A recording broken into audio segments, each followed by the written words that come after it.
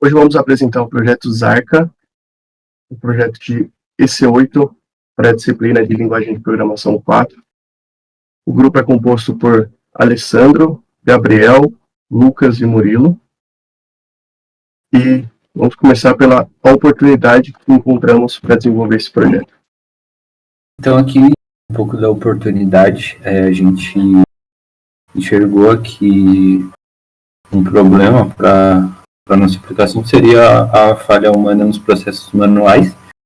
Então, o quanto isso impacta ali nos processos.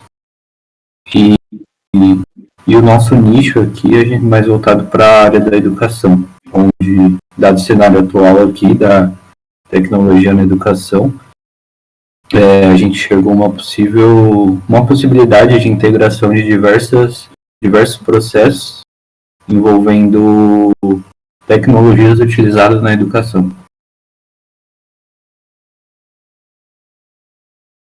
Bom, como é construída a nossa solução? Nós separamos em dois módulos, um para o back-end e um para o front-end.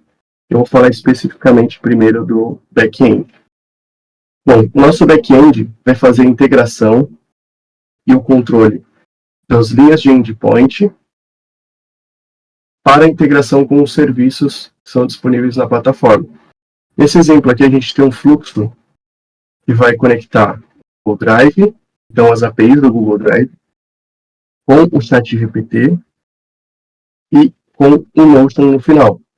Então, para ser possível essa integração, o back-end deve ser resiliente o suficiente para reconhecer qual chamada está sendo feita em um tempo de execução, carregar o conector. Então, para isso, nós estamos utilizando a Reflection. E também ser possível esse mapeamento de saída da API, a resposta da API da primeira chamada, que vai ser usado como parâmetro de entrada na segunda chamada, e assim sucessivamente, conforme os sistemas que estão sendo conectados. No processo de CI/CD, para o back-end estamos utilizando o GitHub Actions e o Heroku. Então, segue da seguinte forma. O desenvolvedor faz o desenvolvimento local, cria uma pull request. Essa pull request tem que ter as aprovações. Feitas as aprovações nessa pull request, é feito o merge. Com o merge feito, é iniciado a action de deploy. Essa action de deploy, ela vai fazer o build utilizando a versão do JDK que foi feita no desenvolvimento local e vai startar o Heroku para o deploy, se o build estiver com sucesso. O Heroku startado vai começar todo o processo de deploy. Nós conseguimos acompanhar também tanto pelo GitHub Actions quanto pela plataforma do Heroku. E no final, a aplicação já é deployada diretamente e nós podemos ver o resultado rodando online. Agora o Murilo vai falar um pouquinho sobre o processo do front-end. O módulo do front-end, ele está dividido em duas páginas principais, basicamente. É a tela de login e a tela do painel dos conectores.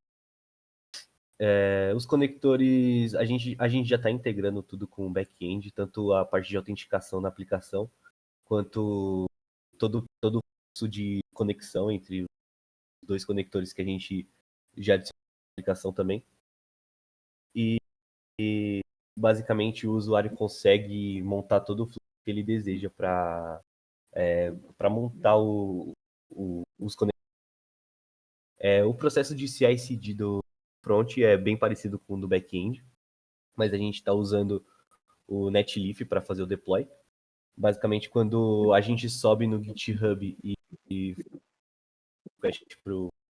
para a branch master, a branch que a gente configurou lá, ele já vai fazer todo o processo de build e deploy também para a aplicação.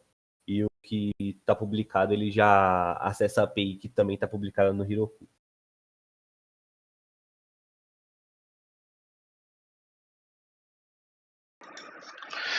A monetização será baseada na complexidade do projeto, sendo feita uma análise da proposta que o cliente deseja aplicar no seu projeto.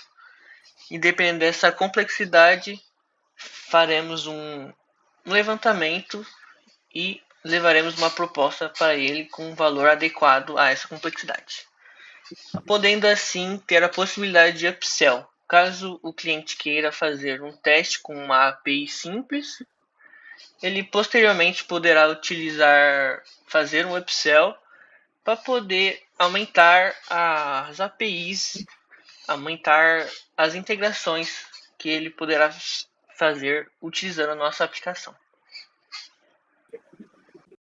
Certo. Agora eu vou demonstrar como ficou a aplicação na prática. Então, basicamente, nesse contexto, estamos fazendo uma integração entre a API do Google Drive e a do ChatGPT. Nesse caso, a API do Google Drive também está usando o serviço do Google Vision. E a intenção desse fluxo é coletar as imagens que estão dentro dessa pasta. Então, esse campo recebe o nome de uma pasta que realmente existe aqui no Drive. E aqui a gente tem o conteúdo que são uma foto de caderno escrita à mão e um exemplo aqui de teste de um PowerPoint de orientação a objetos. Então aqui a gente tem uma escrita falando um pouquinho, uma introdução de Java, e aqui sobre orientação a objetos. Dessa forma, ele deve reconhecer esses dois textos, dessas duas imagens, fazer essa leitura, e na saída desse serviço, desse conector, ele vai conter o texto presente nessas imagens.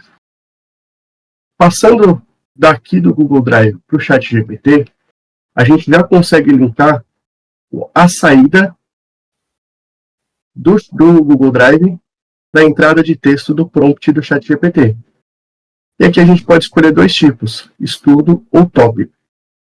Qual que é a diferença? Estudo, ele vai formular um texto, preencher também, se tiverem lacunas no conteúdo fornecido, e preencher para uma forma que você possa estudar, absorvendo mais o conteúdo também.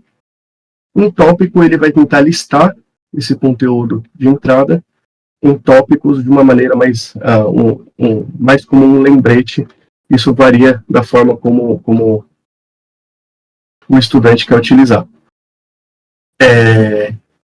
Bom, aqui a gente teria também o Notion para poder verificar isso depois na saída do Notion, mas não deu tempo de finalizar.